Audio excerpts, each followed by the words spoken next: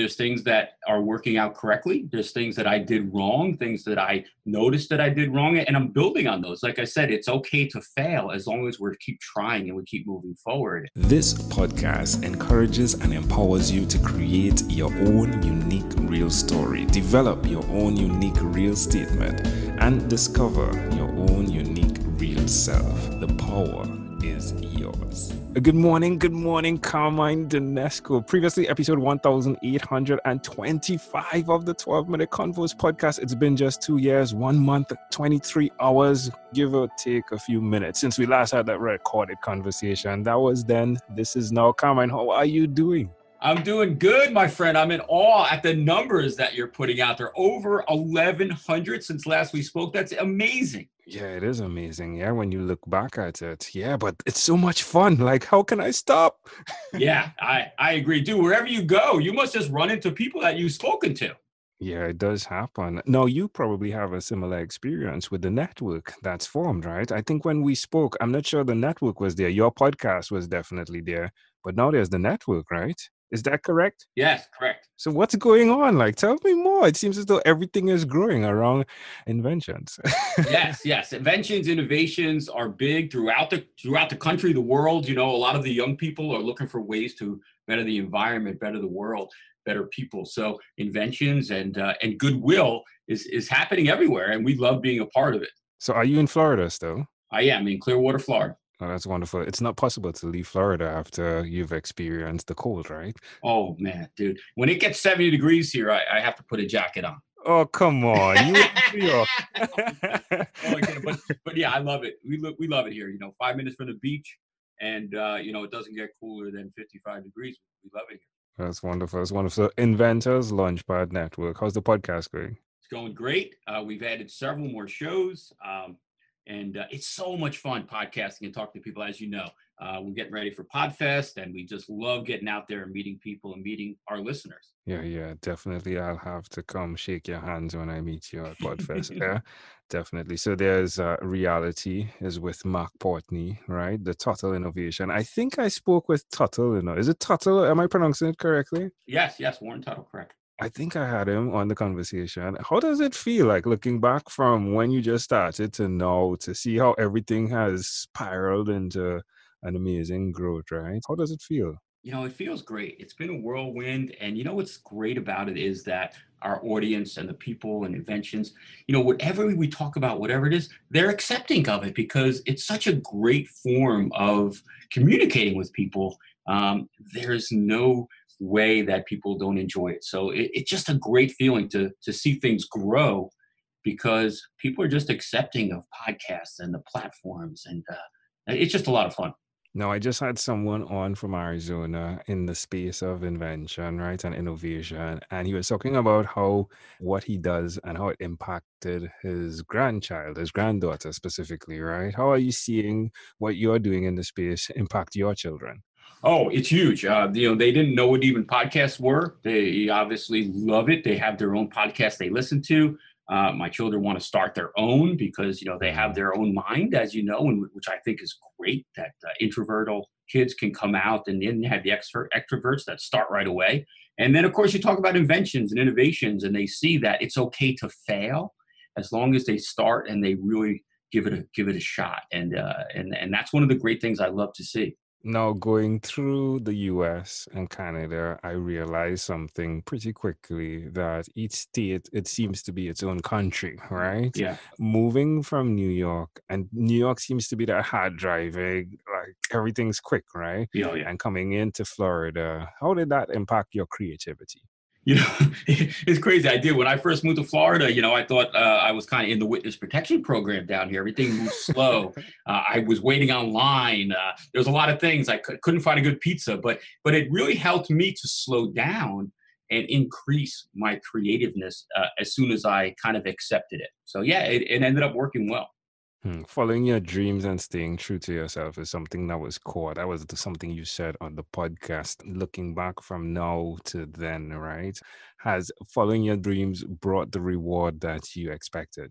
It has, yes and no. There's things that are working out correctly. There's things that I did wrong, things that I noticed that I did wrong, and I'm building on those. Like I said, it's okay to fail as long as we keep trying and we keep moving forward. And yeah, following my dreams. I am following my dreams. We're doing this. We're helping people. We're talking to people. We're getting the word out.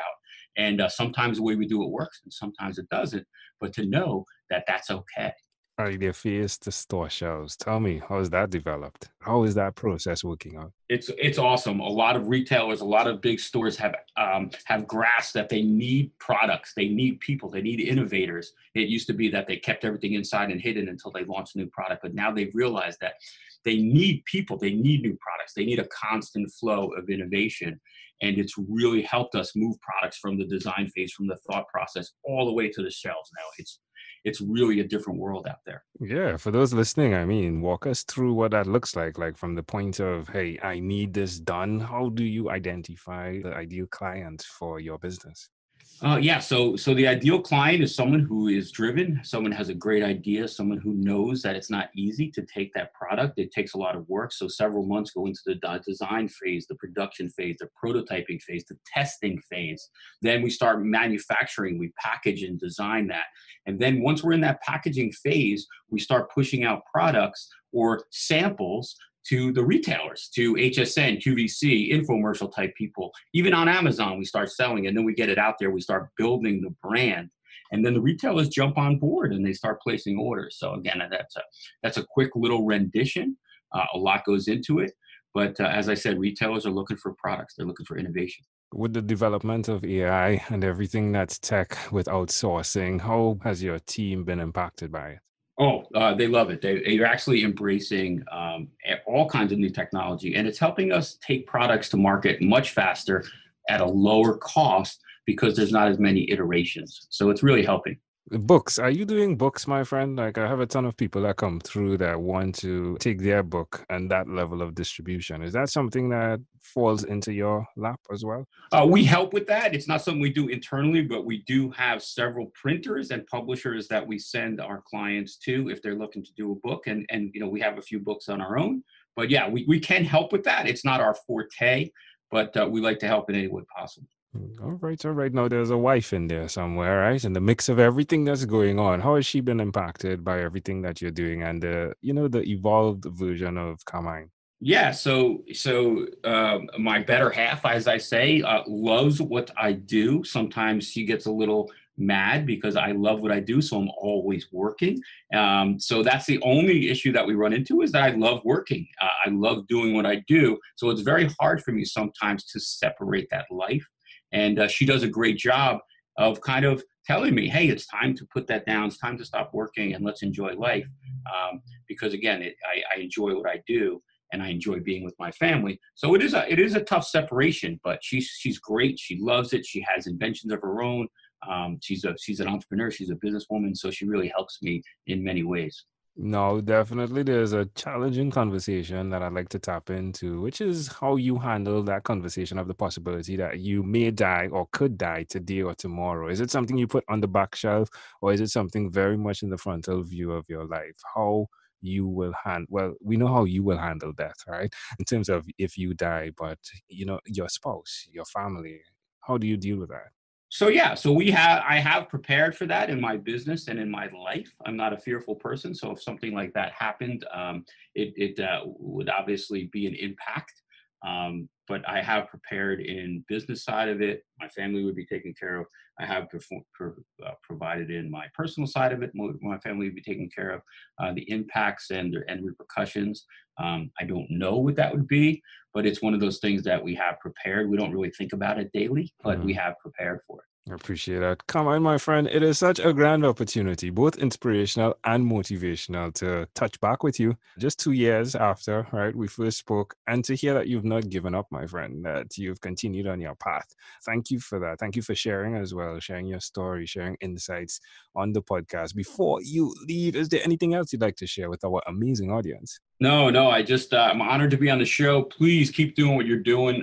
You are an inspiration to us all, my friend. And am so happy to be on the show and talk to you again. And I hope to meet up with you soon. Yeah, definitely. Podfest. Yeah, we have to meet at Podfest. Yeah, definitely. Plug to Podfest. Yeah.